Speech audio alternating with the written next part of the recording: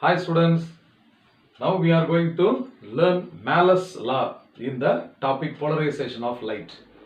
The mathematical expression for MALUS law is given by IT equal to I0 into cos square theta or I equal to I0 into cos square theta. So here IT is the intensity of the light transmitted out of the analyzer crystal, and I0 is the intensity of light falling on the analyzer crystal, and theta is the angle between the axis of the polarizer and the axis of the analyzer.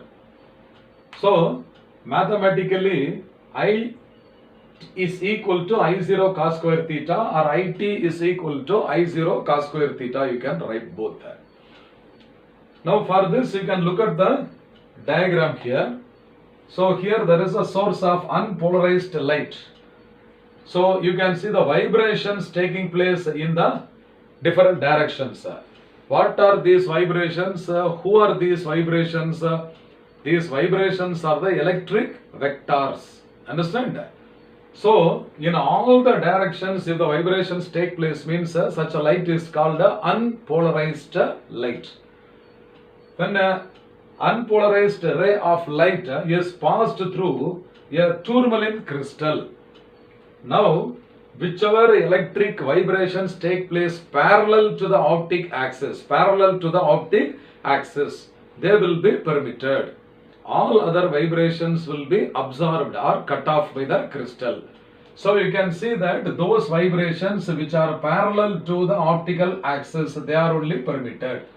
So this is the plane of vibration. This is called as plane of vibration. So any plane which is perpendicular to the plane of vibration is called as plane of polarization. So we can say that the light which is coming out of the tourmaline crystal is polarized. And let small a be the amplitude of these vibrations. So the amplitude of light, we can say, amplitude of light vibrations is denoted by A, and the corresponding intensity of the light falling on another crystal is I0. So the vibrations of amplitude A is allowed to pass through another tourmaline crystal. Here the second tourmaline crystal is called the analyzer. So A for analyzer, and it is slightly tilted with respect to the first crystal. Can you all see that the axis 1 here? This is the axis 1 of the polarizer, optic axis. This is called as optic axis, and the optic axis of the second crystal is tilted such that it makes an angle theta with respect to the axis of the first crystal. So what is theta here? Theta is the angle between the optic axis of the polarizer and the analyzer. Now what is the amplitude of the light incident on the analyzer? That is A. And what is the intensity? That is I0. When this light is incident on the analyzer, means the light which is coming out is called as the transmitted light. Finally emerging light is called as the transmitted light. And now you can see that these vibrations will be parallel to the optic axis of the second crystal. And can you all notice that the amplitude is smaller than the incident amplitude? So you have to draw the picture smaller in size so that you can easily understand that the amplitude of the transmitted light is less than the amplitude of the incident light. That is why the intensity of the light also will be diminished. Okay, because intensity is proportional to what? Square of the amplitude. Now I will take the polarizing angle of the first and the second crystals. The polarizing angle, see here, if theta is the angle between the optic axis, understand that? So theta is the angle between the optic axis of the polarizer and the analyzer, then it should also be the angle of separation between the plane of polarization of the first crystal and the plane of polarization of the second crystal. You can see the second picture.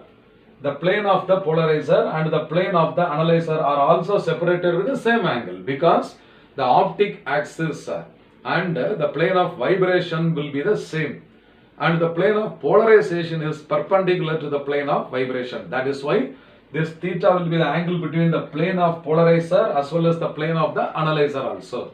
Okay. So if A is the amplitude of the light which is coming out of the polarizer, you can see that A is the amplitude of light which is coming out of the polarizer. Okay.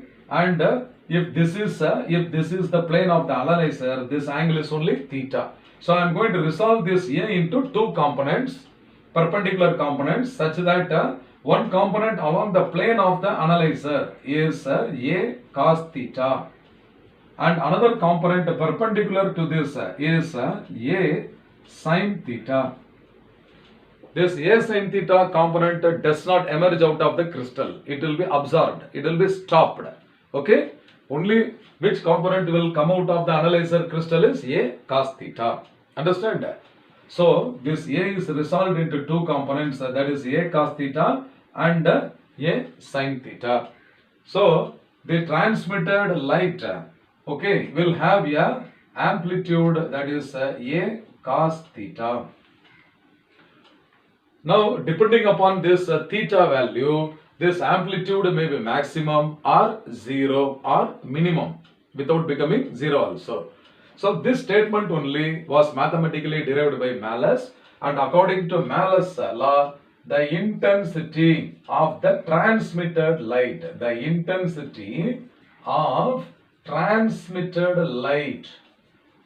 is denoted by the symbol IRIT, and this is found to be proportional. This is found to be proportional to A cos theta. Okay, A cos theta the whole square.